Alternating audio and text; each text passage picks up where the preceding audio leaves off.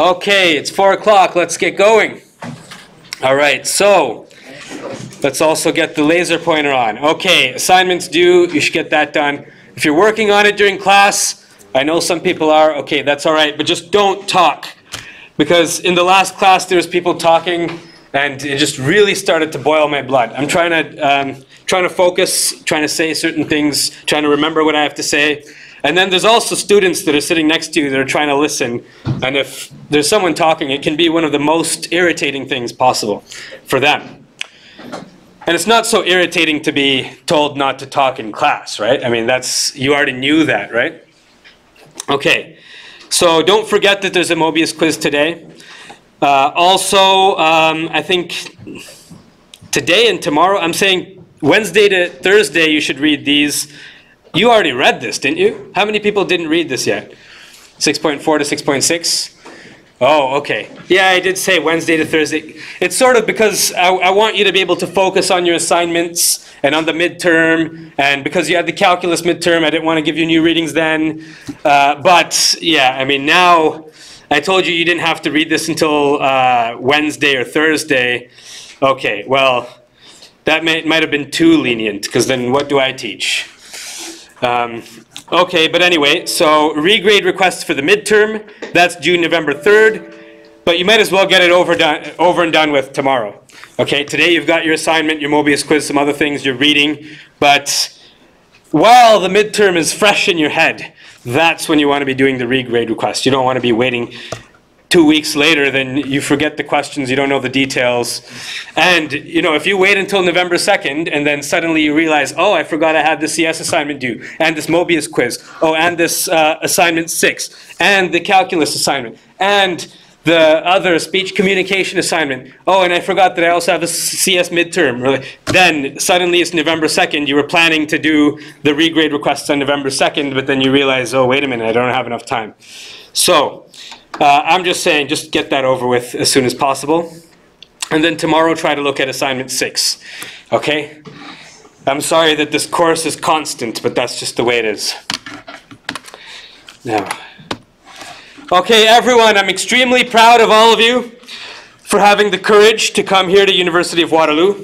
I'm very, very proud of all of you, no matter what you got on the midterm. Okay? Believe me. It doesn't matter if you got 11%.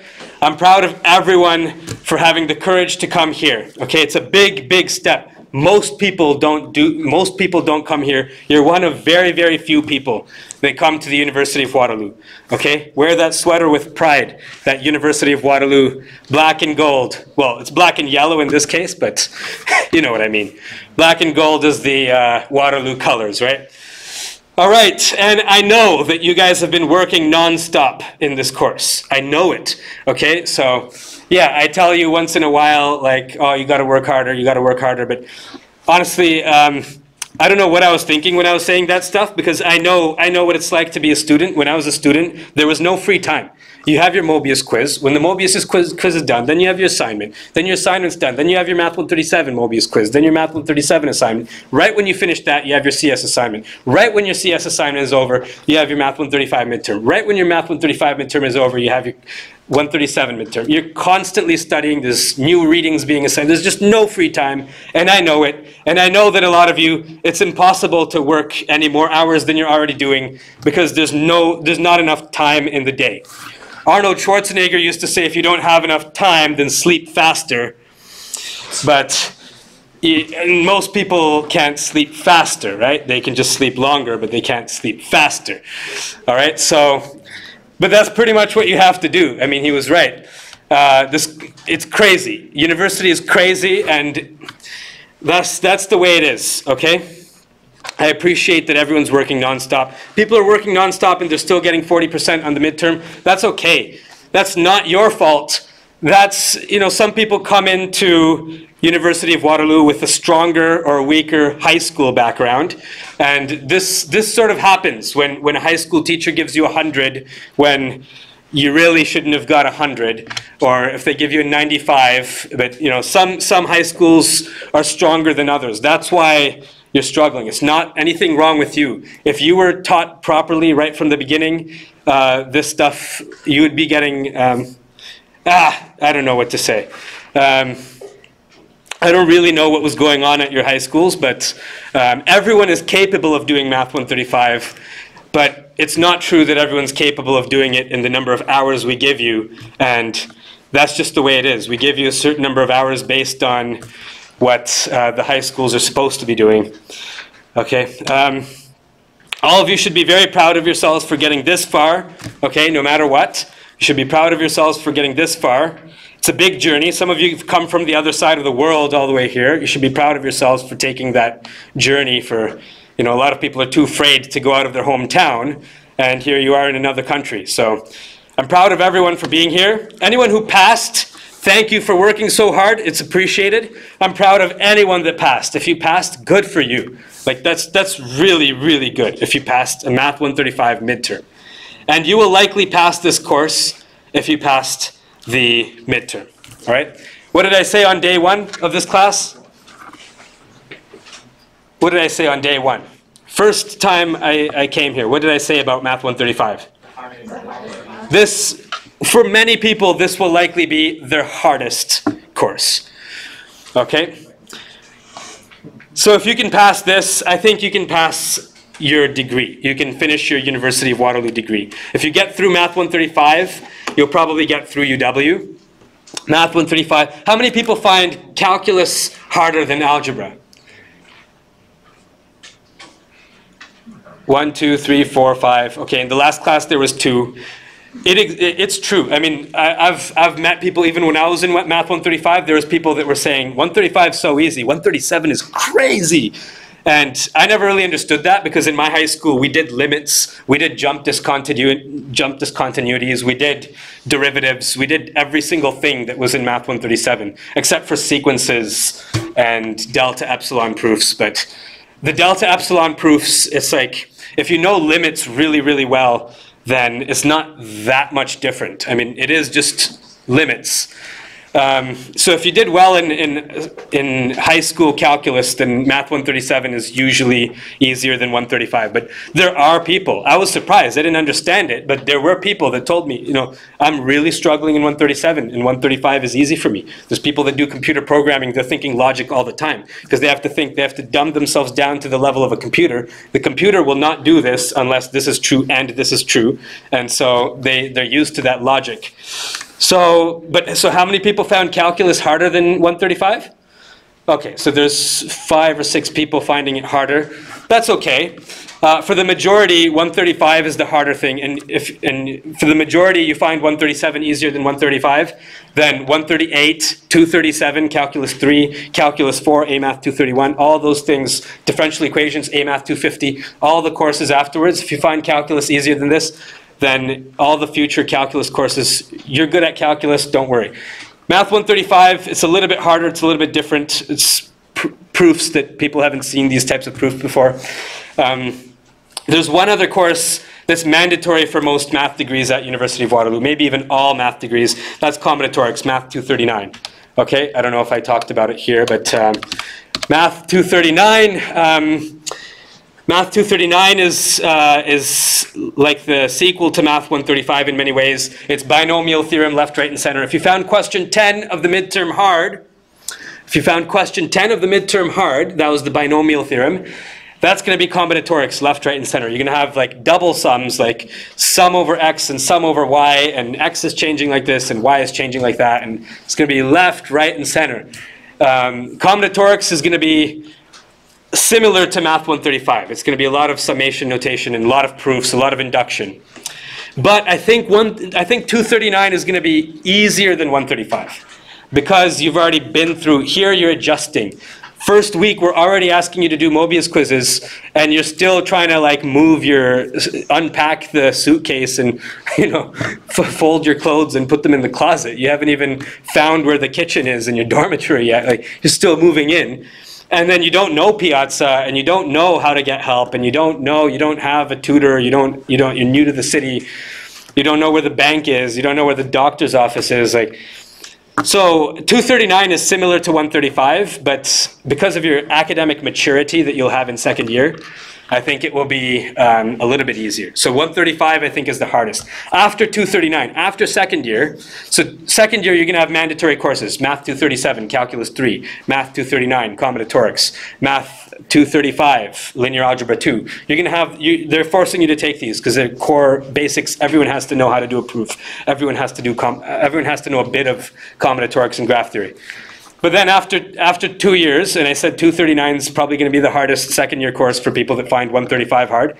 Once you're done those, third and fourth year, you choose what you take. So if you want to take the hardest, like Phil took non-Euclidean geometry, he was spending 60 hours a week on the assignments for non-Euclidean geometry. You can take that if you want. You can take really tough, like whatever the hardest courses are, you can take those. But you can also take whatever you want, right? So you can take easy courses. If you find something really easy, you can just take that, right?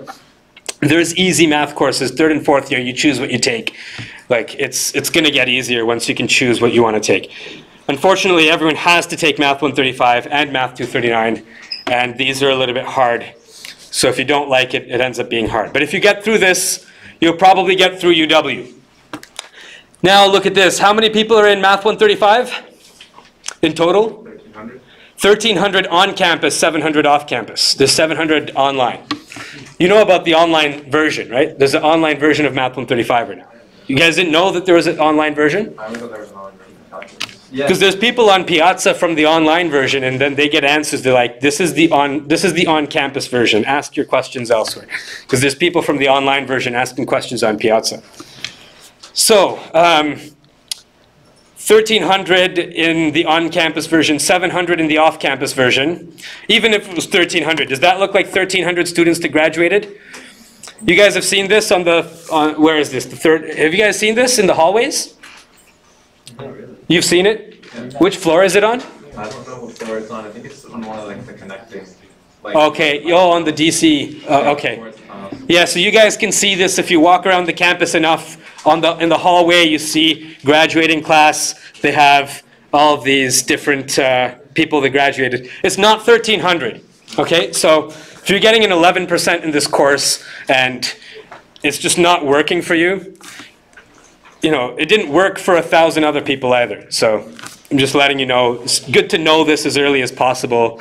Have a think about whether this is, and it doesn't mean that you're not good at math. It doesn't mean you have failed. It really doesn't mean you have failed. It means that your teachers have failed in the past, because this is, or maybe not even that. It's just, this is just normal. Like, not everyone, this isn't, yeah, Rose, this, you guys are talking. I'm trying to give a lesson here, okay? So yeah, just to let you know, if you do decide that this isn't right for you, it wasn't right for many other people either. The sooner you figure it out, the less time you waste doing courses that you don't really have to do for the career that you end up going in. And yeah, just because you got 100% in high school, it just doesn't mean anything. That's just the reality of it. Because a lot of people in this class are finding Math 135 quite easy. So let's go on. Now, if you got a 75 or higher, you're amazing. Okay, I just want to let you know, if you got a 75 or higher, you're absolutely amazing. I know you're used to getting hundreds in your high school and everything, but it's just forget about it. Completely forget about. I get so many students coming to me saying, I was perfect in high school, I was so good in high school, this is really disappointing. I get third-year students coming up to me saying, I was so good in high school, it's so disappointing, I'm getting kicked out of the biochemistry co-op program because my average is not high enough. Well, yeah, I don't care how well you did in high school, it's just over. It's completely over. This is a new stage of your life where there's people coming from all sorts of different high schools. So if you got a 75 or higher, yeah, maybe you're used to getting hundreds, but be proud of yourself if you got a 75 or higher. Be proud of yourself if you passed, or even if you got an 11%, like just being here, I know, okay, I know 11% is not bad. All it means is that something else, there's a sequence of things that just didn't work out for you. I know all of you are capable of doing whatever I'm capable of. We're all human, we all have the same IQ, okay? It's just, you know, some people have different circumstances and they have advantages, and that's the way it works. So if you got 80 to 100, you probably feel pretty good right now, because there's a handful of people that got 80 to 100. If think about how good it feels right now, okay? And you probably enjoy it, okay? So you also have the opportunity to feel this way for a long time if you keep up what you've done. So I just want to keep encouraging people, because I know people, a lot of the people that got 80 to 100, they didn't sleep for this whole term, some of them. They've been working really, really, really hard all along. You know, they've been pushing themselves to the point where they feel like they're going to break. And I'm just trying to tell you, like, think right now. You got 80, you got 90. Think about how good it feels now that you saw your grade and you know that the class average is 63. So it feels good, probably. And so I just want to point out, if you keep doing whatever you've done, I know sometimes you feel like you want to give up. It's just crazy the amount of the work that we're asking you to do. But you know, if you keep doing that, it can be very much worth it. Okay, anyone who wants to do better. So you got, yeah. Oh, people thought that was a question. This is a sentence. So this is it's a statement. It's true or false. Oh no. Okay, that's not necessarily. Anyway, I just want to say that if you got an 80 and you want a 90, or you got a 50 and you want a 60, if you got a 60 you want a 70, if you got a 40 and you want a 50, if you got an 11 and you want to get a 40, actually you should, well, who wants to get a 40 in the course? I don't know. Like if you want, if you got 11 and you want to pass, then there is this system. I've talked about it in the past, but I didn't properly show you the site. So the University of Waterloo Student Success Office has this Tutor Connect system. So unfortunately, we've given you a lot of resources. There's the online tutorial center, which is open until like 9 p.m. on some days. There's Piazza. There's average response time 13 minutes. You can ask whatever you want there. People are answering it. There's the office hours. I'm spending 2 hours each week, sometimes even more, doing like one-on-one help to people that come to the office hours. So there's that. But some people, that's not enough, right? Because the tutorial center, there's like 30 people in a Zoom meeting. It just doesn't work for some people. And office hours where, you know, you don't want to ask me questions in office hours because there's other people there. You got to leave, Eric? No, I was just putting my... Okay, yeah. So office hours don't work for some people. The timing doesn't work, or there's so many reasons why it might not work. So Tutor Connect, you can find a Math 135 tutor that will help you one-on-one. Or if you have 5 friends, maybe you can pool together and say, we want to get a group lesson, me and these 4 people. So this system exists. I'm just letting you know about it, because for some of you, if you're not happy with your midterm mark, this exists. And there's tutors there. Some of them might be like students, like second-year students. They did well in Math 135, but they don't have any experience teaching. Maybe they're charging like 50 cents an hour. Like, I don't know if that's going to be your best tutor. But there are some people there, if you look at their credentials and stuff, there's people there that have been teaching Math 135 like me for like 15 years. There's people that have been at the front of this room for 15 years teaching Math 135, and then they've had enough of that, and now they want to do one-on-one, help people in a different way. So it's hit or miss. You can go there and look at the credentials of the people on the Tutor Connect system, choose who you think is best. If you have questions or you want advice, like you want to know, like I know a lot of the people in that system, so I know the reputation of certain people in that system. So if you ask me, I can maybe help give some advice about whether or not I know that person has a good reputation or a bad reputation. You can always ask me about that too. Okay, and also I know there's a lot of people think I'm ignoring them right now because they got 100% on the midterm. There were people that got 100 on the midterm. They might feel bored, like, oh, this is so easy. Like, why are you wasting all my time talking about all this Tutor Connect? Well, you know, if you're bored, you're getting 100%. You're bored, you want something to do. Well, this is still, you're paying tuition at University of Waterloo. You do want to learn something.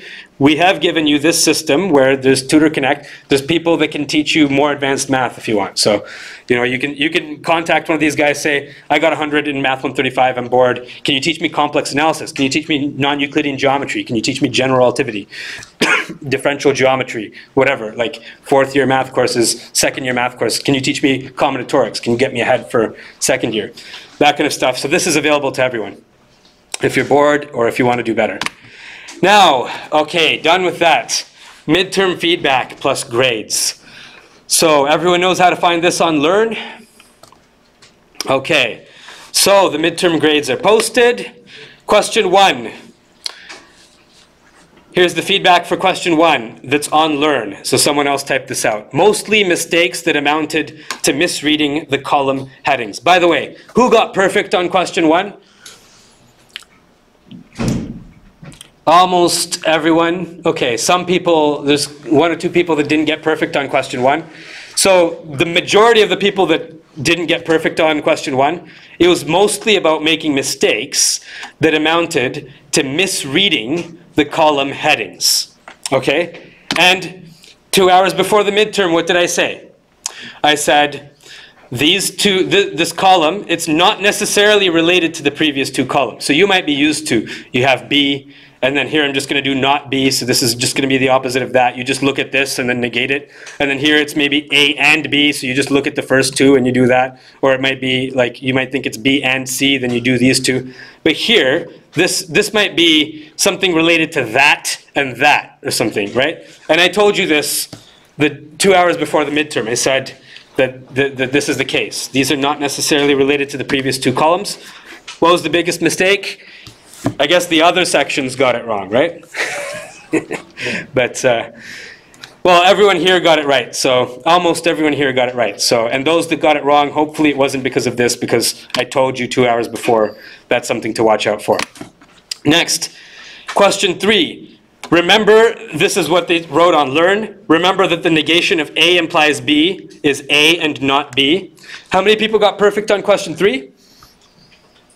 Not everyone. There's a lot of people that got question 3 wrong. Well, hopefully it wasn't because of this. This is what the majority of the Math 135 students got wrong.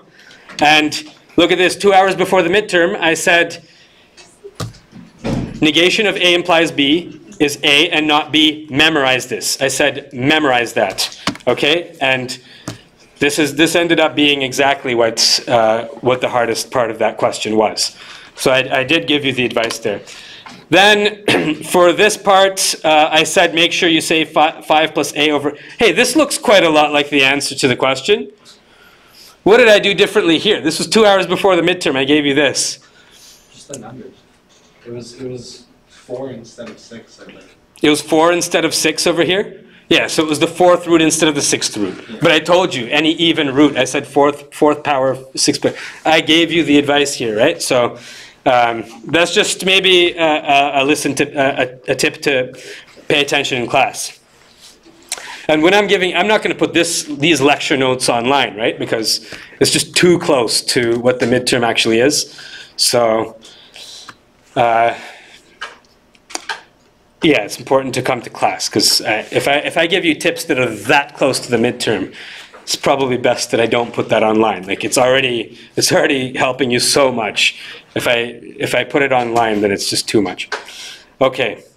So did anyone get any marks taken off here? Yeah. That was for not saying that the steps were reversible? I think so. Yeah. And what did I say about that in the class? Did I say anything about reversibility? Yeah? Remember, but it's either you said that you should say that it's reversible by saying that you could just plug it back into the equation, or if you showed how you just solve for x, then that should be fine as well. If you solve for x and then you plug it back into the equation, that's okay because you're actually doing the reverse steps. If you solved for x and you said that every step here was reversible, that's also good enough. But if you don't say that the steps are reversible, Mia? How do you do that without assuming what you're trying to do? Like if you start with AX minus AX plus solve for x, Yeah. you're assuming that the original statement is true. Yeah, and I think it's okay to assume that the original statement is true if you say you're using reversible steps to arrive at this, and then once you get here, then you've proven it's true. So you started with the assumption, and then your assumption was right. You found something, and you proved that it's a real number because 5 plus a over a is more than 0, so this is a real number. Then you have found the thing. Did you lose marks on this question? Yeah, the marker said don't assume what they're trying to do. Yeah, I can't go through each person's, every case is different. We can talk about regrade requests a little bit later. The main point I'm trying to make here is that you can assume that this is true, and then if you find x equals this and you plug it back in, then that's okay. And then also if you derive this and you say that all the steps are reversible, that's also okay. You have to say the steps are reversible, because what about the absolute value of x? If you do absolute value of x, then you're making it unreversible now. You're losing information. You have plus 5 or negative 5. If you have negative 5 and you do the absolute value of it, you're losing information about whether it was positive or negative. You can't reverse that step. You do the absolute value of x. You have negative 5. You do the absolute value. You get 5. Then you can't reverse that and get back what you started with. So if you just derive something and you do absolute value of x, or you do square root, positive minus square root or something, there's some steps in there that might be irreversible. And then getting x equals that doesn't necessarily mean that ax to the 6 minus a equals 5, because you've got this thing, but it might not, if you put it back in, you might not get the same thing. So if you argued that the steps are reversible, then, but people only lost 0.5 if they didn't say that it was reversible. How many did you lose me at? 0.5? Yeah. I don't know why they took off the mark, but I also haven't seen your question, and I can't look at it right now. So it's a good question, but it's not something, there's a regrading system that I'm going to talk about a bit more later. Okay, but yeah, I told you about this. I told you to memorize that. That ended up being what everyone got wrong. So hopefully it wasn't people in this class that they're talking about here. Question 4. In questions like these, you really want to get rid of the does not divide sign. Does that sound like something I've told you before? Yeah. Yeah? Okay. Question 6. Some tried to use induction, which is not very helpful in this situation. Well, some tried to use induction. So I said in the class 2 hours before the midterm, prove that all integers with n greater than or equal to 2, p of n implies n equals 2. I said, what proof method? You all said induction. I said, no, direct. Okay, so I told you that you don't necessarily use induction just because it's proved for all n. Okay, if it's proved for all n, something implies n equals 2, then maybe you use a direct proof because you're talking only about n equals 2. You're not talking about n equals k plus 1. You're talking about n equals 2. So use a direct proof. Most of the people that got this wrong, they tried to use induction. Okay, hopefully no one in this class fit in that category. Okay? All right, now question 9. How many people got perfect on question 9? Small, okay. Anyone that had trouble with question 9? Yeah, quite a lot of people, okay. So a lot of people use the definition of integer divisibility instead of the definition of polynomial divisibility. But is this something I talked about in class 2 hours before the midterm? Yeah. I said, does 3 divide 5x squared minus 2x? Well, 3 doesn't divide 5.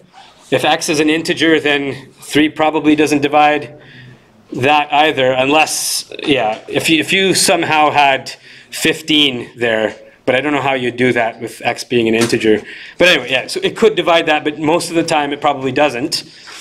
But we said 5x squared minus 2x is a polynomial, then we're talking about polynomial divisibility. If we're asking whether or not 2x divides something, we're asking whether or not a polynomial divides something, we're talking about polynomial divisibility. And then I pretty much gave you the question, right?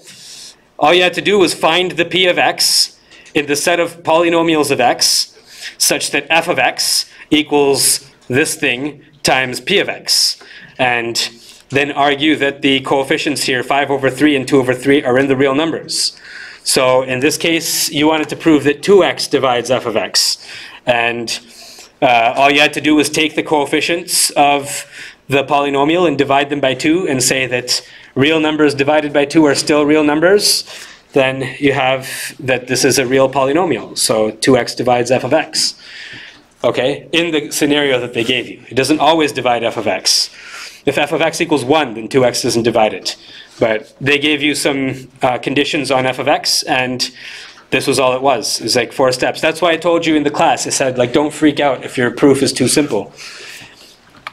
Okay, so some use the definition of integer divisibility rather than polynomial divisibility. But that was not any of you, right? I think I told you 2 hours before what to do. Now, some thought that they could just prove it for x equals 0 and this was enough. Because we said f of 0 equals 0, then everyone quickly plugs in x equals 0 into that.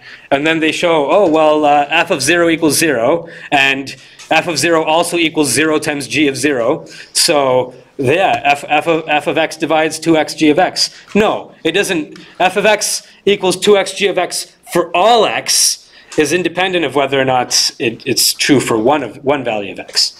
Okay, so you can't just look at x equals 0 and then say it's true for all x. That was the major problem that I saw when I was grading question 9. For question 9, we awarded 1 mark if you discovered that the constant term of the polynomial is 0.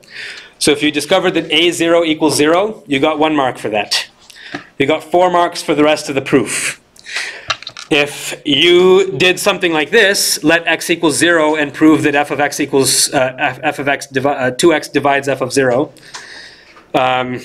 you got 0 out of 4 for that proof, because this is really bad. Like, you can't just let x equals 0 and then say it's true for all x. It can't get any worse than that. So you get 0 out of 4 if you did that. What else? If you got the proof right, but you didn't argue it properly, like you didn't say that that these are real numbers because an over 2 is a real number, then you might have lost 1 mark for that. I think most people got either, for this question, most people got 0 out of 5, 5 out of 5, or in some cases 1 out of 5 if they showed that a0 equals 0 but they didn't do anything else right. Or they got 4 out of 5 if they got the proof right but they made a couple mistakes. I don't think there was a lot of people that got 3 out of 5. Okay, so now that everyone knows like the main things people got wrong, I think most of this class didn't get these things wrong, right? Because, you know, it says most people got this wrong, but I told you not to do that. It says most people got this wrong, but I told you not to do that. So I think, question 10. All right. Some tried to use induction despite the warning not to do so. What did I tell you in class? Yeah, you guys laughed. I remember you guys laughed. I said if it says not to use induction, then seriously don't use induction. And then I guess some of the people in the other sections did that. But we didn't, right? Okay, good. So now that you know what's going on with the previous, with the marking and what people got wrong, the reasons why they got it wrong, if you do want to do a remark, you've got to do it before November 3rd. I would suggest to do it as soon as possible, because I talked about it in class just now. I'm not going to be talking about the midterm again on Friday, Monday, Wednesday. Like, I have to get on with the course, right? So now it's fresh in your head. I would suggest after you've done the Mobius quiz and everything, try to do the regrade request after that.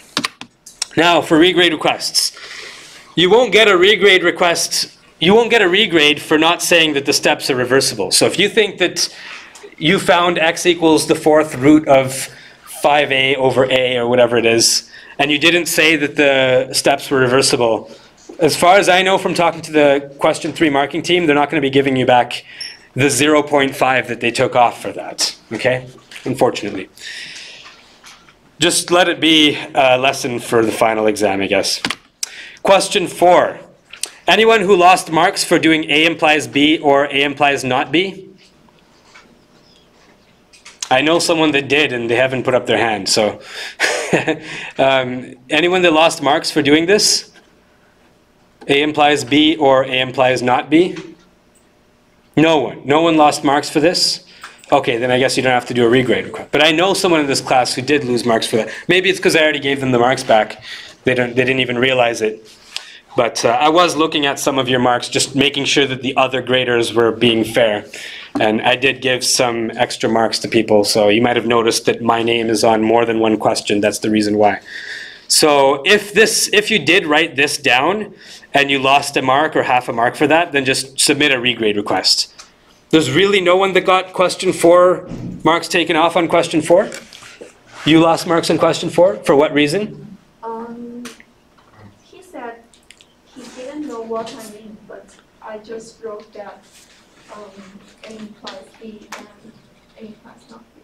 Okay, yeah, so submit a regrade request for that and say that in your regrade request you're allowed to say stuff, right, in the email? Yeah. The regrade request is just an email, right? So in that email, say the solution for question 2 of assignment 3 was written in this form. Vihang? I wrote the wrong thing in one interview. Well, if you wrote the wrong thing, then I'm not giving you a mark for that. So anyone that did this and lost a mark. If you wrote the wrong thing, you're not going to be getting a mark back on the regrade. But if you... I'm telling you this because if you do a regrade request and they find something that they don't like, they're going to take off marks, and you can actually get a mark lower than what you started with.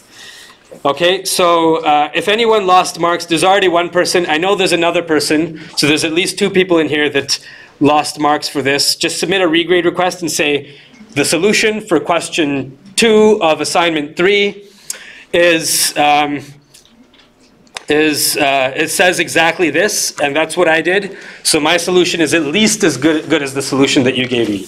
Okay? Now, how about question 8? How many people lost marks on the induction question 8? No one lost marks? Robin? Yeah, a couple people. All right. Did you lose marks for saying assume that for 1 is less than or equal to r is less than or equal to k, a of r, ar is less than 0? Or is less than 2? Yeah, anyone lost marks for writing this?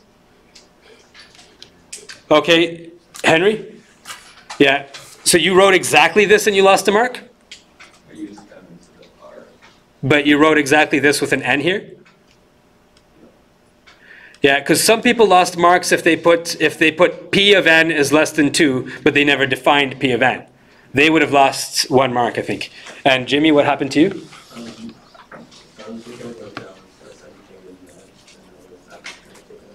You forgot to put this part? I didn't write for that. Oh, okay. So some graders also wanted to say for some k in z. All right. The reason for that is because, well, here you're not saying this is true for all k or for some k. You're not saying whether it's universal or existential. So if this were universal, then you're assuming what you want to prove. You're saying it's true for all k, but you want to prove that it's all for all k. So you don't want to assume that it's true for all k. That's what you want to prove. So you definitely don't want to say assume that for all k this is true. And if you don't say that it's for some k, then some people might think that you're saying it's true for all k instead of just for one k or some k. And the graders, they're not, if you're thinking about whether or not to do a regrade request, they're not going to give you back the marks. So if you lost marks for doing exactly what I told you to here, then just contact me directly. Only 2 people lost marks there? Anyone else? So it wasn't that big of a deal. Most people got the marks for doing, because there's various graders. For each question, there's like 6 or 7, sometimes 9 or 10 people that are grading it. So, but that's out of the like 200 graders in total. So it is consistent in that there's a small group of people marking 1 question for each student, but that group, there's variability even in that group. So here 2 people lost a mark, the rest of the class was good. All right, great. If you did lose marks for writing exactly that, then contact me directly because you're not going to get the regrade. Question 9, some people lost 2 marks for not doing the case n equals 0 case. For polynomials, if the degree of the polynomial is 0, you have a constant. Some people wanted you to do that case separately from the other. and they lost 2 marks for it, if you submit a regrade request, I think you'll get the 2 marks back. Because we already discussed for question 9, you don't actually need to do it in 2 different cases. So anyone that lost 2 marks for that, you'll get them back if you do the regrade. All right? For question 10, submit a regrade, okay? Unless you got perfect. How many people did not get perfect on question 10? Pretty much everyone, right? Except for a couple people that got the thing completely right. So so I think question 10, I looked at question 10, several people lost. There's one person that had a whole page worth of stuff where they found that x equals half. They found this, they found that. They actually got they got halfway through the proof and they got a 0 out of 5 with no explanation. So I think that you should just submit a regrade request because I think some people marking 10, I don't know. From what I've seen on Piazza and stuff, a lot of people got 0 out of 5 on question 10, even though they did like half the proof. So I think that regrade requests would be appropriate. There was already one person that got a 1 out of 5 and it got changed to 5 out of 5 already on Piazza. Okay, now for question 10,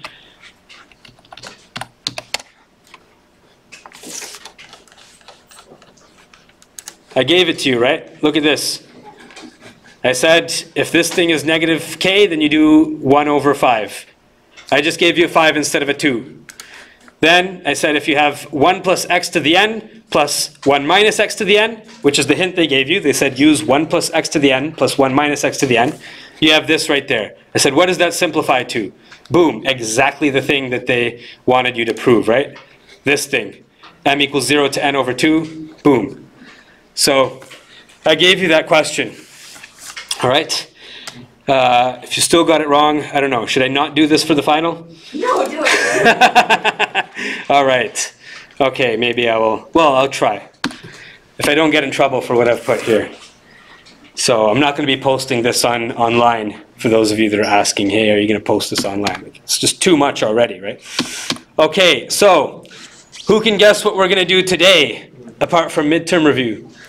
Extended Euclidean algebra? Because that was in the readings? Yeah. Okay. So first of all, how many people are comfortable finding x and y when you have an equation like this? Everyone's already comfortable with it? Anyone that's not? Anyone that needs this review? Because it was a little bit fast last time, right?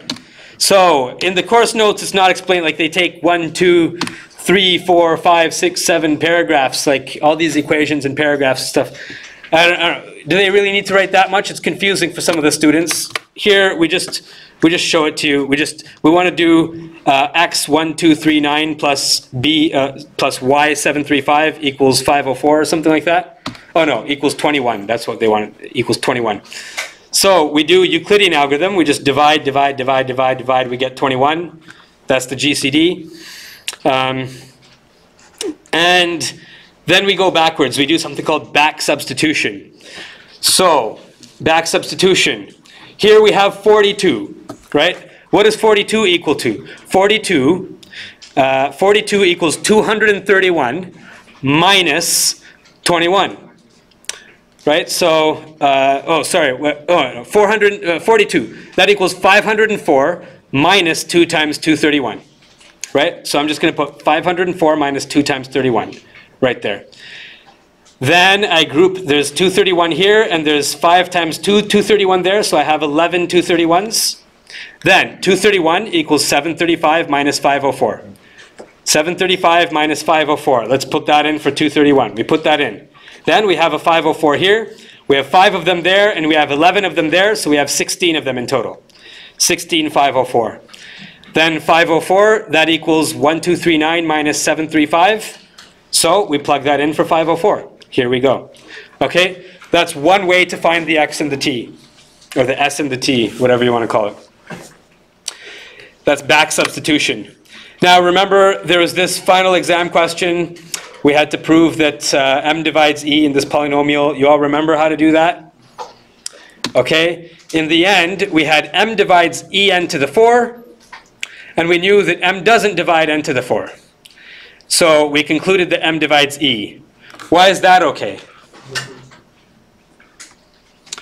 if m divides en to the 4 and m doesn't divide e, then, oh sorry, m doesn't divide n to the 4, then why do we know that m divides e?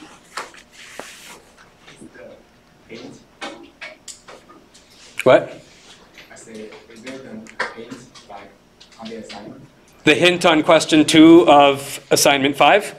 Yeah, what was the hint? Versano. Wasn't P divides A or A divides B? And then, If something divides a product. yeah. Okay, so we have n divides AB, and GCD of n and A is 1, so n doesn't divide A, then n has to divide B, right? Who knows how to prove this? Actually, it's written right there. You can prove it using Bézout's identity, right? So you all know how to prove this theorem? It was in the readings, right? So if you want to prove this, you can prove it using Bézout's identity. There's like 3 lines in the proof, right? It's not a terribly difficult proof. The proof of this, that can easily show up on the final. Because if you've done the reading 6.6, for example, or 6.7, there is the proof of Euclid's theorem. There's an infinite number of primes. That was proved in section 6.7, right? Or I don't know, 6.7. So in the course notes, you already have the proof that there's an infinite number of primes. And then, a few years ago, on one of the midterms or finals, there was an exam where they said, prove that there's an infinite number of primes. So anything in the course notes, they say that there's an infinite number of primes, they give you a proof for it, then it can be on the final. So likewise, here's a theorem, and they give you a proof for it in the course notes. Then any theorem in the course notes, they've proven it in the course notes, you can be asked to prove it on the final. That should be the easiest question on the final. You should just, anything in the course notes they've already proved. You've already memorized the proof anyway, so you should just get 10 out of 10. Do that question first, because it's really easy. Okay, so this theorem, you can prove that using Bézout's identity. That's one way you can do it. Now for some review of the readings. So floor of negative 9.001, what does that equal to? Negative 10. How many people think negative 10? How many people think negative 9? Okay, in the other class I asked it the other way around. I said, how many people think negative 9? Everyone puts up their hand. And then I say, how many people think it's negative 10? So this can throw you off because 9 is the closest number, but floor is the closest number below, is the first integer below, right? So if it was floor of 9.001, then what's the floor? 9, yeah. But if it's negative 9.001, then it's negative 10. What's the ceiling of negative 9.001? Negative 9. So you already know the ceiling even though it wasn't in the course notes. You know it from high school. Oh, I thought that was you that was saying. Oh, it was Eric that was saying. Someone in the front row was saying. No, 137. Oh, I'm reviewing easy stuff. Okay. Floor of this, I don't even need to review this then. It was in 137. What's this equal to? 3. Okay. Wasting my time in doing that. So, extended Euclidean algorithm. How many people know it by now? Some people don't. Okay. So, here we have let D equal GCD of 2172 and 423. You want to find a certificate of correctness for D. What does that mean, a certificate of correctness? Paige. The S and the T that go with Bézout's identity. Yeah, so basically 2172S plus 423T equals D. The certificate of correctness is the S and the T. So they ask you for a certificate of correctness, then you find the S and the T. How can you find the S and the T?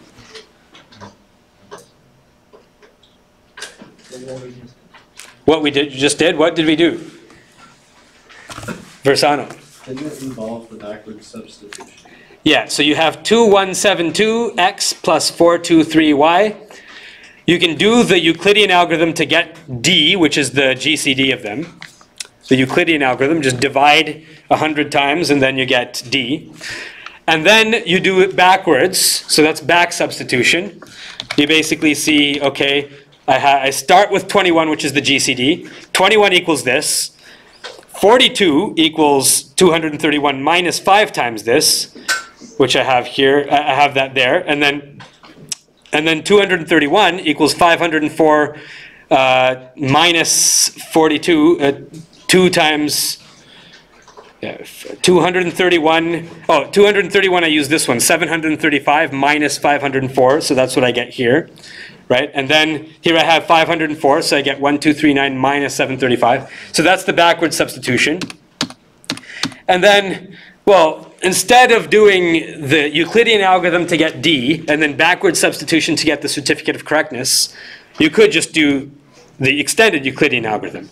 So it's putting it all into this table. And if they ask you to apply EEA, the extended Euclidean algorithm, you're not going to get full marks for doing back substitution, for doing Euclidean algorithm followed by back substitution, because they asked you to do it in a specific way. So now you're going to have to actually use extended Euclidean algorithm, which means you draw out this table. X, Y, remainder R, and then Q. So this is when you're dividing things, you have a Q, and you do it all the way until your remainder is 0. Is that right? Okay, and then when you're done, then here we have the certificate of correctness now. We have, for Q equals 1, we have 2172, which is what we started with, times 52, which is the last thing we have in this table, plus 423 over here, minus 267. That's the last thing we have in this table, right?